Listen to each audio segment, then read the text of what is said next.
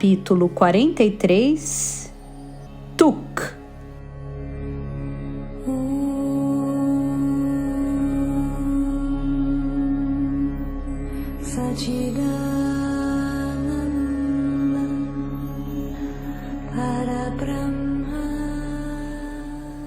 Hoje há certo consenso em afirmar que a civilização ocidental nasceu nos charcos da Mesopotâmia e que o primeiro grande império foi o egípcio. Há registros de faraós reinando no país do Nilo desde o fim do Neolítico, quando uma suposta guerra unificou a região e permitiu que a sociedade enfim prosperasse.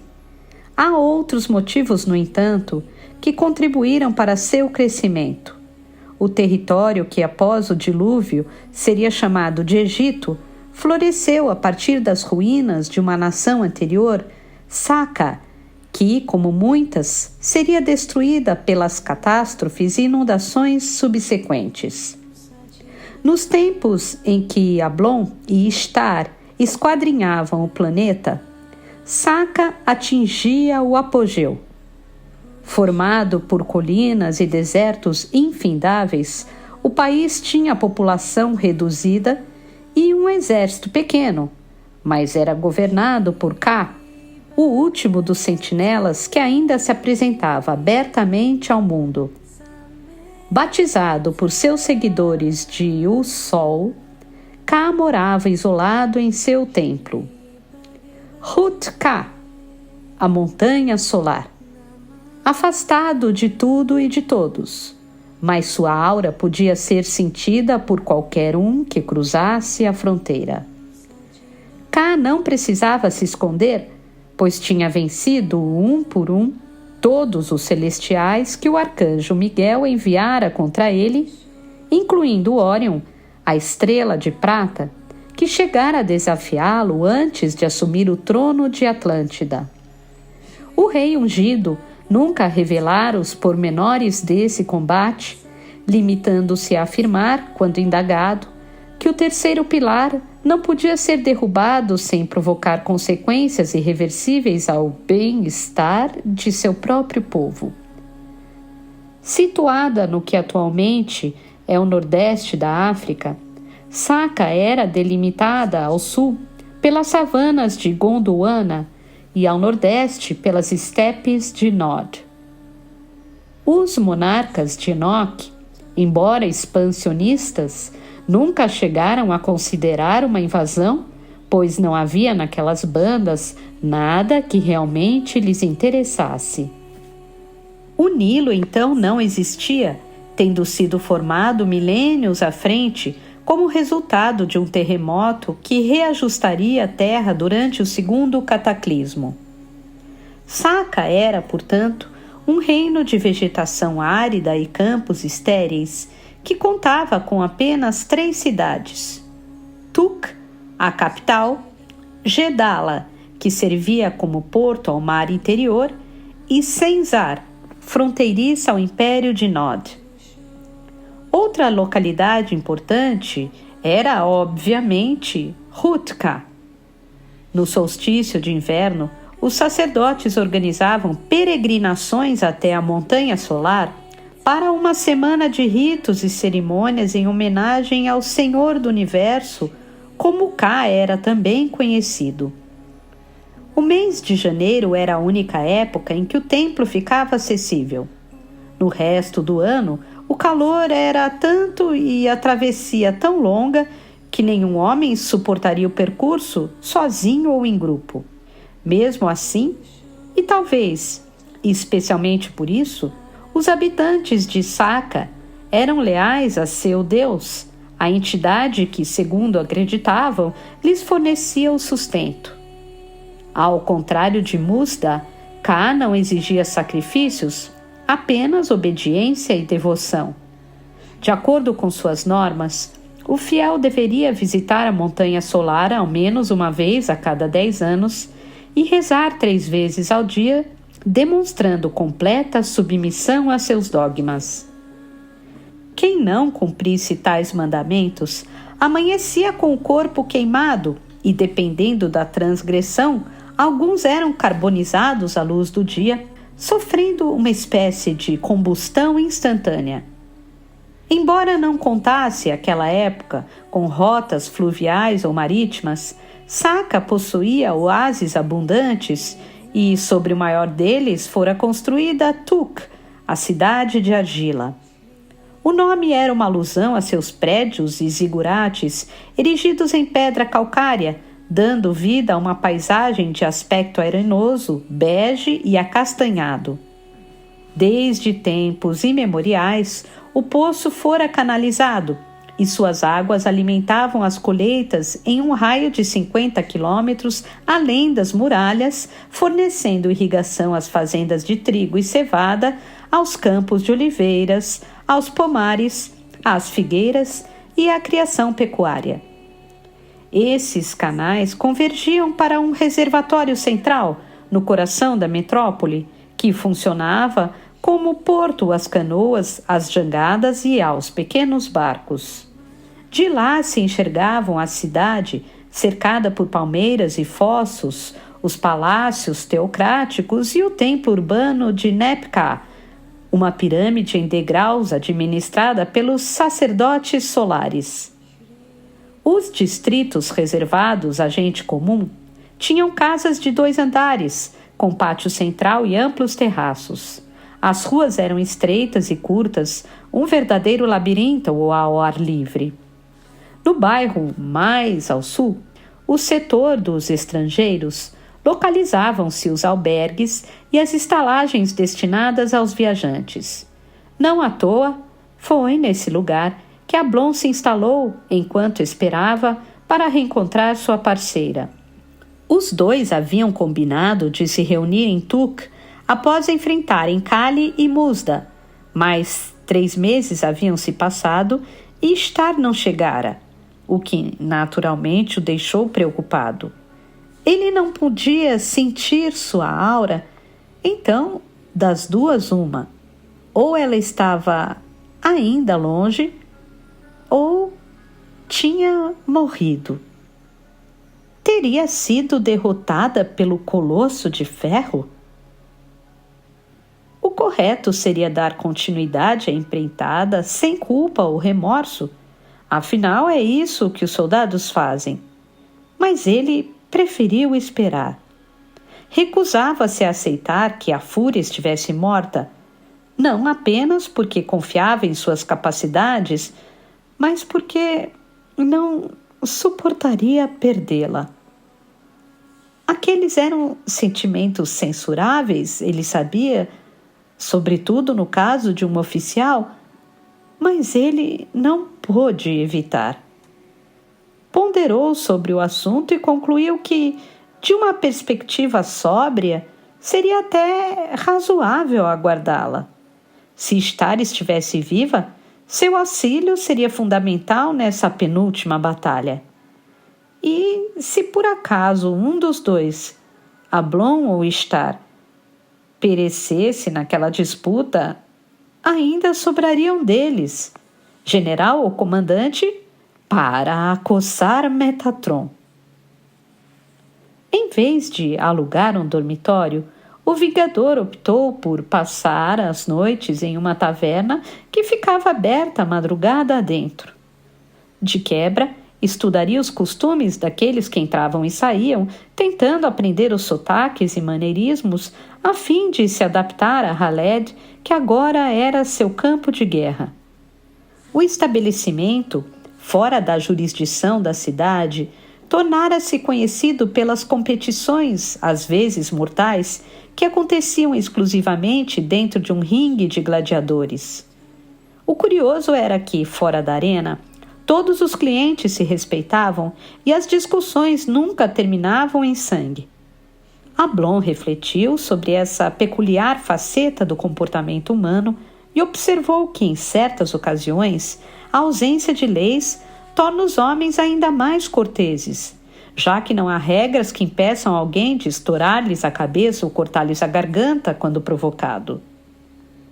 Por 4 semanas, o anjo cumpriu a rotina de sentar-se a uma das mesas, pedir a refeição mais cara, dar boas gorjetas e assistir aos duelos quieto, imperceptível à populaça.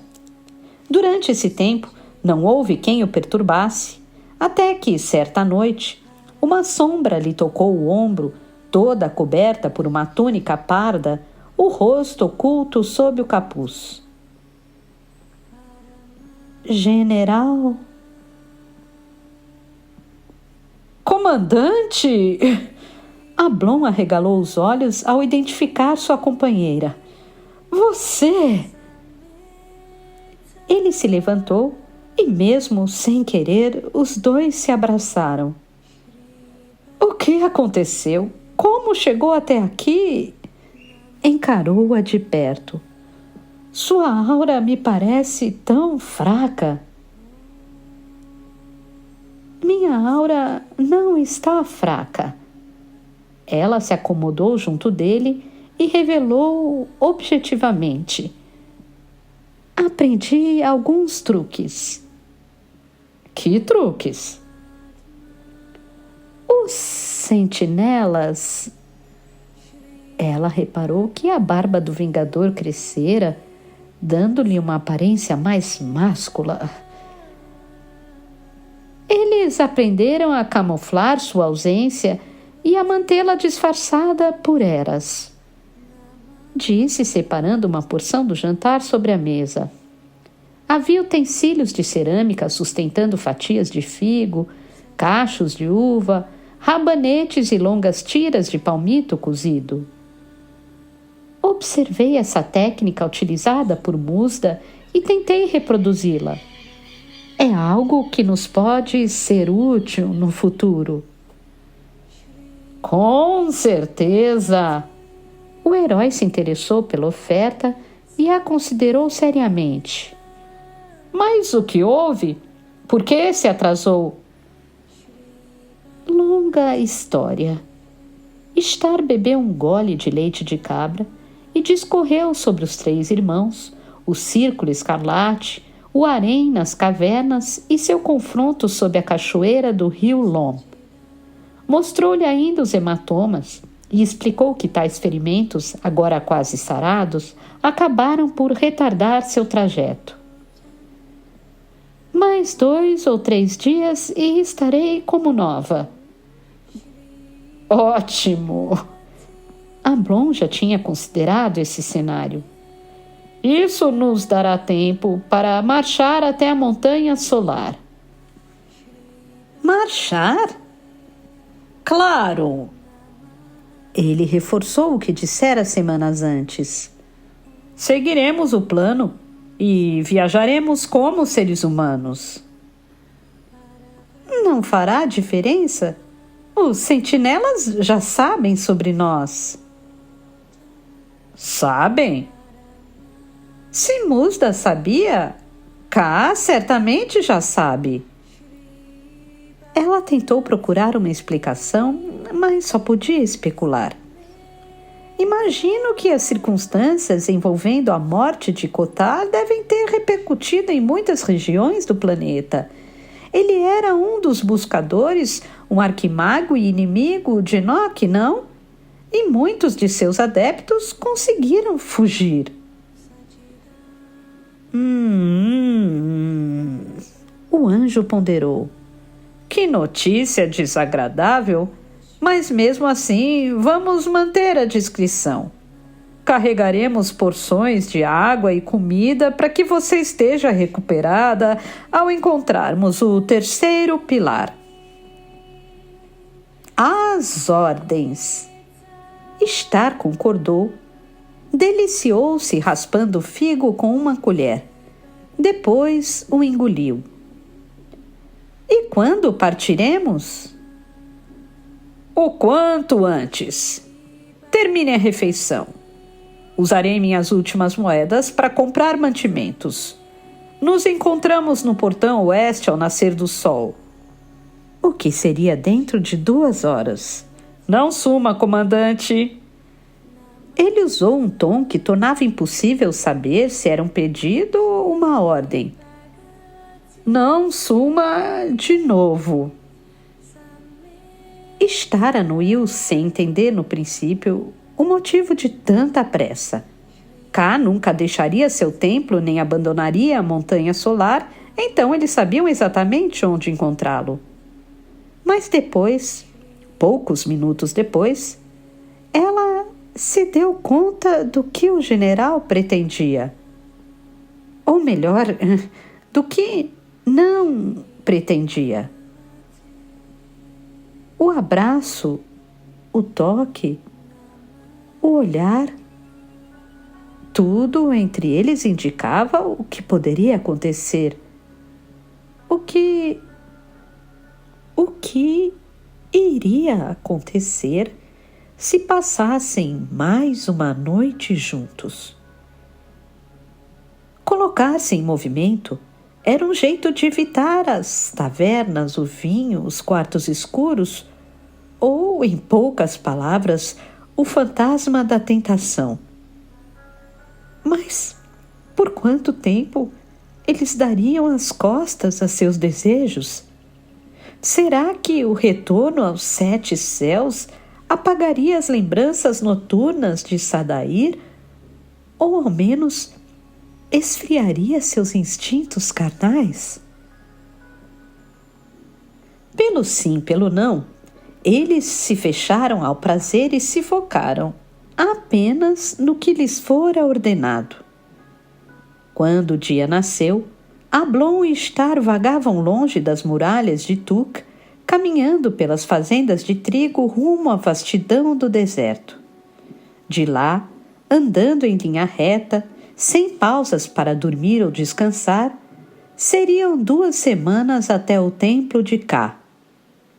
Ká, o faraó, Ká, o sentinela, Ká, o sol.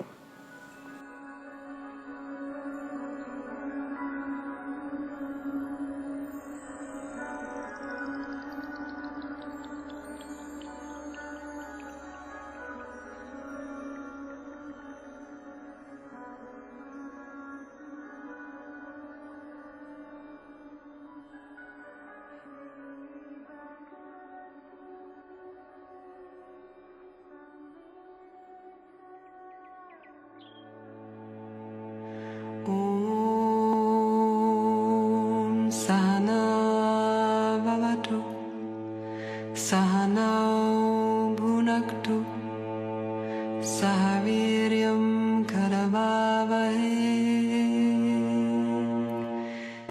Capítulo 44 Coroa Solar.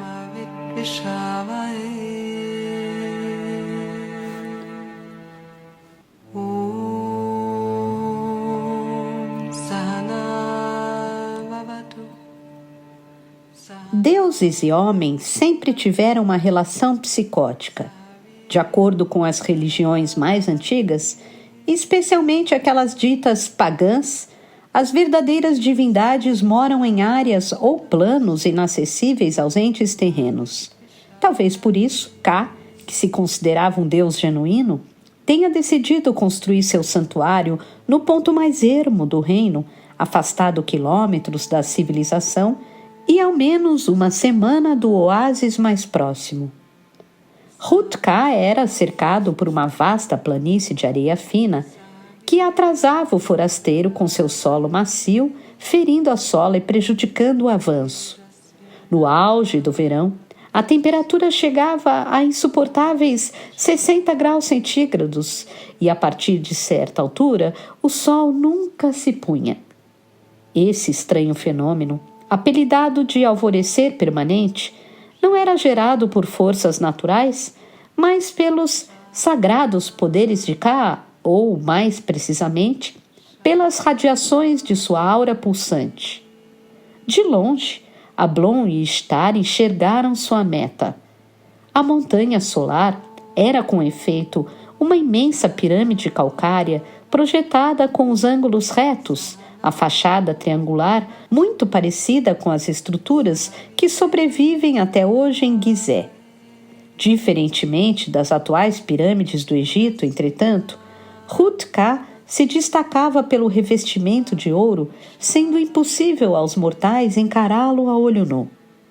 Sua base somava 400 metros quadrados e do chão ao pináculo eram exatamente 350 metros de altura, mais que o dobro da famosa pirâmide de Quéops. O acesso às suas câmaras se dava através de uma escadaria na face leste e a entrada retangular e sem portas ficava no topo desses intermináveis degraus a uns 150 metros a partir do deserto. O que mais os preocupava, todavia, era a presença de Ká, que além de poderosa era sufocante e viva. De alguma forma, o terceiro pilar aprendera a expandir sua aura e a torná-la consciente com sua energia vital, como se sua energia vital fosse uma extensão do corpo, estando ele, então, presente lá, aqui e em vários lugares. O general, enfim, compreendeu o que Star lhe dissera em Tuk e agora tinha certeza de que o sentinela já sabia sobre eles, que os sentia e os monitorava. Pra mim, chega deste teatro! O anjo jogou fora a túnica, mirou a pirâmide e parou de frente ao colossal monumento. Chegamos à metade do nosso objetivo. Kali e Musda estão mortos. Faltam Ká e Metatron. Está pronta, comandante? Sempre pronta, general. Star o imitou, desfez-se dos trapos e ajustou o cinturão. Vamos, estou bem atrás de você. Sem perder nem mais um minuto, os dois querubins galgaram os degraus com um tipo de rapidez e de vigor que só florava entre a casta guerreira. Cruzaram em disparado o pórtico externo, transpuseram um corredor equilátero e ganharam um salão no interior da pirâmide. Uma vez lá dentro, o clima se transmutou. Graças a uma proeza da engenharia, rachas minúsculas filtravam as correntes de ar, regulavam a umidade, inundando o aposento com uma brisa fresca, confortável e divina a quem ali chegasse após uma caminhada tão longa. O templo era quadrado, espaçoso e suspenso por colunas grossas, ornadas com diversas tonalidades de ouro, formando desenhos, símbolos e caracteres pictográficos que decoravam o teto, as paredes e o chão. O sentimento que se tinha era o de estar invadindo um oásis, um sítio de paz, paciência e tranquilidade. E Ablon refletiu que essa era ou deveria ser a função de qualquer templo religioso, isto é, transportar o visitante, ao menos espiritualmente, a um ambiente alheio à existência mundana, capturá-lo a um patamar elevado, transcendental, mais adequado ao êxtase e à meditação induzida. Mais uma vez, porém, essas eram sensações dispensáveis, pirotecnias que não interessavam aos heróis. O alvo de sua caçada pairava no núcleo do santuário, levitando 10 centímetros sobre o altar, completamente imóvel, as pernas cruzadas, os olhos fechados, as mãos apoiadas sobre os joelhos. Ká, conforme a ele se apresentava, era uma figura magra, careca, de traços jovens, quase infantis, a face delicada, andrógena, a pele dourada, os lábios finos, o nariz pequeno. Suas asas refletiam um brilho metálico solar, cobrindo os ombros e descendo até os quadris, como se fossem uma capa. Do coração germinava uma luz amarela tão forte que ofuscava e, de sua aura, só radiava a harmonia. O rosto era uma máscara de quietude, como os semblantes estampados nos sarcófagos, hirtos e até cadavéricos. Que estranho! Desconfiada, Star parou para estudá-lo melhor. Será que ele está enfiado em um tipo de transe? Não, acho que não. O guerreiro freou a seu lado. É mais como se ele estivesse nos desprezando, como se não representássemos uma ameaça, como se fôssemos corpos ínfimos, satélites girando à sua volta. Sim, exatamente como o Sol reinando absoluto sobre o sistema planetário. A Fúria entendeu a analogia. Bem, se ele se acha tão poderoso, então que tente rechaçar minha espada. Veremos como se sai. Espere, comandante. Ablon esticou o braço, mas não conseguiu segurá-la. Não se aproxime dele. Como de costume, o alerta não surtiu efeito. Star era de natureza indômita e agiu por impulso, lançando-se contra o sentinela, planejando fatiá-lo com a vontade do céu. Chispou velozmente, apertou o sabre com ambas as mãos e penetrou no raio de ação do inimigo. Mas quando estava a cerca de 3 metros dele, surgiu um anel de chamas douradas que envolveu K como um rodamuinho de luz, protegendo-o e girando no sentido anti-horário. Recuado, Ablon percebeu que essa coroa não era composta de fogo, mas de plasma. O mesmo plasma que crepita na superfície do Sol, uma substância a um só tempo sólida, líquida e gasosa, que está muito além dos 3 estados usuais da matéria. O ciclone atuou como uma barreira incandescente, bloqueando o avanço da Fúria, sugando-a à sua órbita, sacudindo-a por 2 vezes e depois a cuspindo de volta ao ponto de partida. Star estatelou-se aos pés do comparsa, ferida, a ponta dos cabelos queimada, salva unicamente pela armadura mística que envergava. Seres inferiores. Enquanto o Vingador se acocorava para ampará-la, uma voz foi escutada de cima a baixo na câmara. Não era um ruído comum, astral ou etéreo.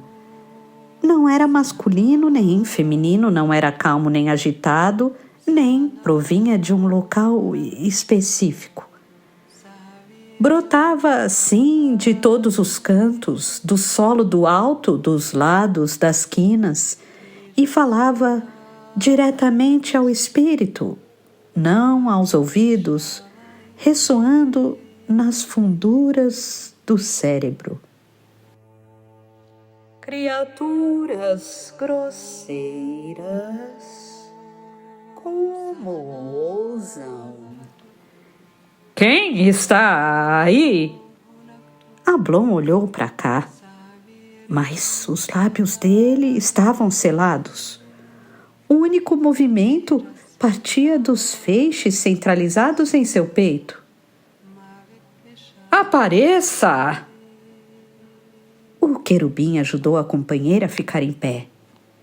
Revele-se! Patéticos. A mesmíssima voz se expressou novamente. Ao que percebo, ainda usam meios físicos para se comunicar. Por certo, encontram-se em um grau de evolução muito atrasado. Como podem imaginar, sou cá, o Sol, e falo através de minha aura. Provo, toco, vejo, farejo e escuto através dela.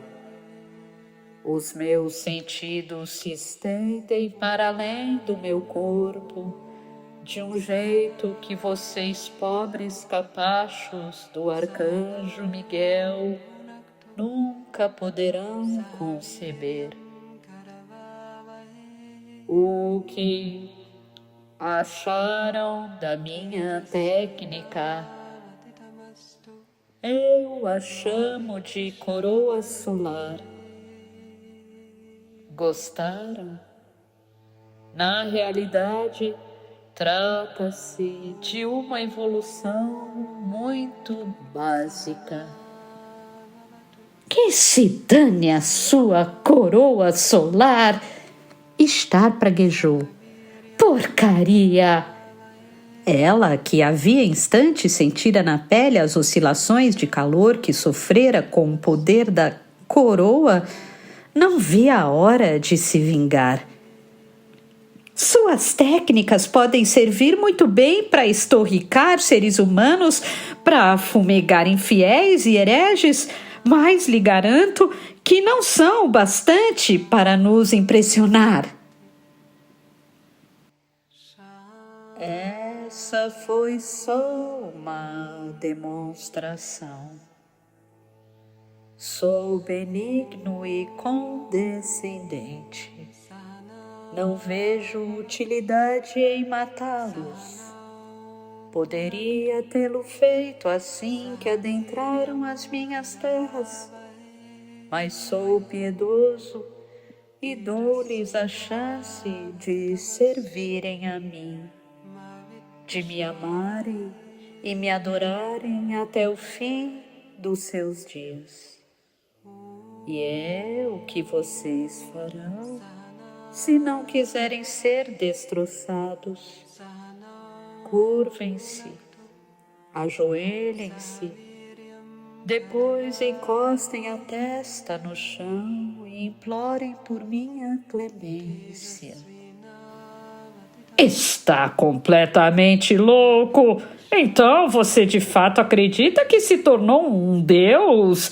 O deus do sol? Não, general. Eu não acredito que me tornei o deus do sol. Eu sou o sol. O astro que arde no céu, que fecunda as lavouras e aquece o deserto, é apenas um reflexo da minha imagem. Sou o sol. Não há argumentos diante de tamanha insanidade. E quando não há argumentos, só existe um jeito de resolver a contenda. Ele se virou para Star e falou baixo. Fique aqui, comandante, me dê cobertura. Acho que já sei como transpor a coroa. Irei com você. Não, estou cansado de suas insubordinações. Daqui para frente agiremos taticamente. Fique aqui. Montada a estratégia, Ablon sacou a espada. De todos os seus oponentes, Ká parecia ser o mais arrojado, não só pela grandeza de sua aura, mas porque enlouquecera, o que fazia dele um adversário imprevisível. No entanto, o Vingador descobrira, ou ao menos achava que tinha descoberto, um método eficaz de desbancá-lo e estava disposto a pô-lo em prática imediatamente antes que mais sangue fosse derramado. Confiante em sua manobra, ele correu com a lâmina em riste, dando a impressão de que executaria um golpe frontal. Mas, ao chegar próximo do altar, o lutador saltou para cima, descreveu uma hipérbole e desceu sobre a cabeça de Ká, procurando assim evitar a coroa que o protegia nos flancos. Mirou a jugular do faraó e estava a um passo de acertá-lo quando o halo se deslocou da posição horizontal para a vertical, criando um obstáculo arqueado, repelindo o general e seu sabre. O plasma queimou com intensidade suprema, chocalhou-o num turbilhão e o arremessou contra o teto. Ablon subiu, bateu nos pilares e despencou de costas no piso. O baque entortou o calçamento de ouro, revelando o áspero chão de calcário. Estão acabados, decretou Ká à medida que o círculo regressava ao posicionamento anterior. É deprimente vê-los assim, porque insistem em lutar. Agora, se eu der mais um comando, a coroa solar vai se expandir e incinerá-los. Mas antes eu lhes concederei uma graça. Aproveitem que já estão se arrastando e me aceitem como o Senhor Supremo do Universo. Implorem meu perdão. Beijem o solo, rastejem aos meus pés e façam uma reverência em meu nome. O que estão esperando? 3 segundos. Ká lhes deu 3 segundos. E foi só. Ablon e Star se calaram. Nada disseram, nada fizeram. Não tinham o que dizer. Não sabiam o que fazer. Estavam perdidos, indefesos ante aquele ser fulgurante que conhecia tão bem suas fraquezas e podia trucidá-los a seu bel prazer. Seja como for, nem passava pela mente dos querubins se render, tampouco adorá-lo. Em vez disso, o Vingador preferiu desafiar a supremacia de Ká.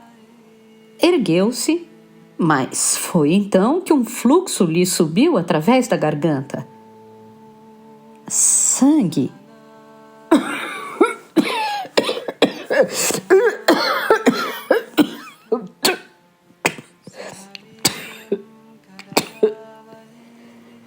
Tossiu, engasgou, cuspiu sangue. Não bastasse o ardor da coroa, o impacto contra o pavimento também o machucara internamente. Transcorreu-se um longo momento de pura tensão, até que Ká declarou: Entendi. Querem se sacrificar? Parecer como heróis?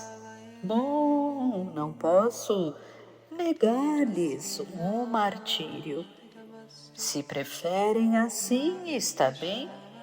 Recitarei uma oração e quando ela terminar, vocês serão reduzidos a pó. Que fique aqui registrado que fui piedoso, justo e benevolente. Se vocês caem agora, é por decisão própria, não minha. E tendo dito essas palavras, o brilho no coração de Ká radiou com magnitude desconcertante. O anel de plasma que o contornava se dilatou como as vagas tempestuosas do vento solar, repletas de energia, radioatividade e calor infindáveis. Os querubins usavam os braceletes para tapar a vista, mas isso não os impediu de ser apanhados. O alargamento da coroa solar os alcançou na forma de uma onda de luz que terminou por arrojá-los como se fossem grãos de pólen. Ablon colidiu com as pilastras, atravessou-as e só parou quando seu corpo se chocou na parede. Star rolou para trás, feito um meteoro cadente, ralando a cabeça e os braços, abrindo uma fenda no soalho metálico. Outra vez, contudo, as armaduras o salvaram, mas a verdade era que general e comandante estavam vencidos. Inconscientes, os dois jaziam agora sob os caprichos do faraó, que poderia e iria aniquilá-lo sem piedade. Sinto-me triste. Ká falou consigo mesmo. São estes os campeões que o arcanjo Miguel envia contra mim? São estes os melhores guerreiros? Ele não podia acreditar. Chega a ser degradante a tarefa de dizimá-los, mas não tenho alternativa que sirva de exemplo para os caçadores futuros. E desejou. Repousem em paz, querubins. O sol, então, tornou a ampliar sua essência como fizera segundos antes, e agora não havia escapatória aos soldados. Estavam mortiços e não possuíam meios de se defender. O plasma se intensificou.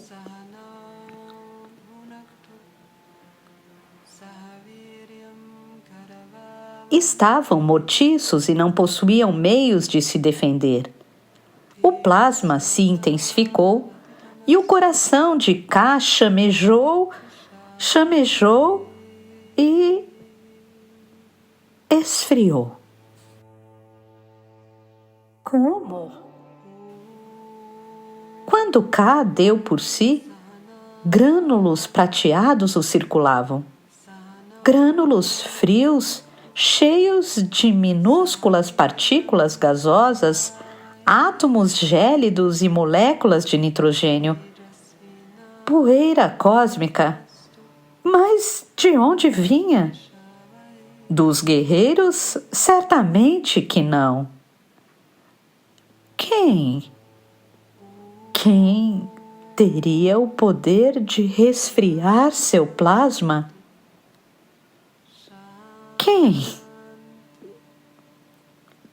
Concentrado em esmagar os invasores, o terceiro pilar se esquecera de observar seus domínios, dando espaço para que um antigo rival o penetrasse. Esse velho inimigo ingressava agora em Ruth-Ká, usando uma armadura de platina, empunhando um bidente com uma estrela condensada no meio, invocando seus dons para resguardar os feridos. Ká, você parece ter esquecido que mesmo os sentinelas devem agir em nome de Deus e não se considerar deuses eles próprios. Não era essa a sua missão?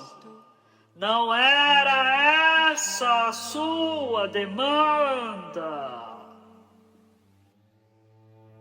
O Senhor dos Mares não tem poder no deserto. O faraó discerniu a fisionomia de Órion, a tez branco-azulada, o corpo delgado, elegante, os olhos turquesa, os cabelos longos. Soube que estava envolvido nisso. Só não imaginava que lhe restava coragem para me desafiar novamente. Se eu me esqueci do passado, o que dizer de você? Não se lembra do nosso último encontro? Não se recorda de como eu o derrotei? Sim, eu me lembro. Por isso estou de volta. E fez um pedido inusitado. Poupe-os. Órion olhou para o chão. Ablon e Star continuavam desmaiados. São meus amigos. Eu lutarei com você. Sugeriu. Terminaremos o que começamos de uma vez por todas. De acordo. O sentinela aceitou a proposta, até porque para ele os querubins eram desprezíveis. O sol contra a estrela.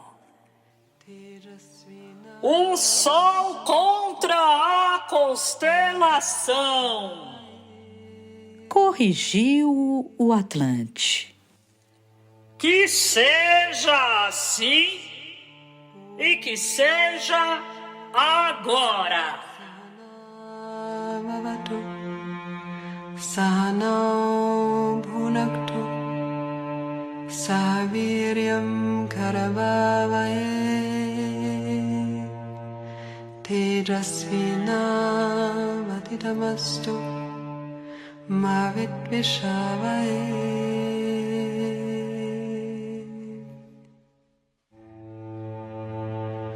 Om Shanti Shanti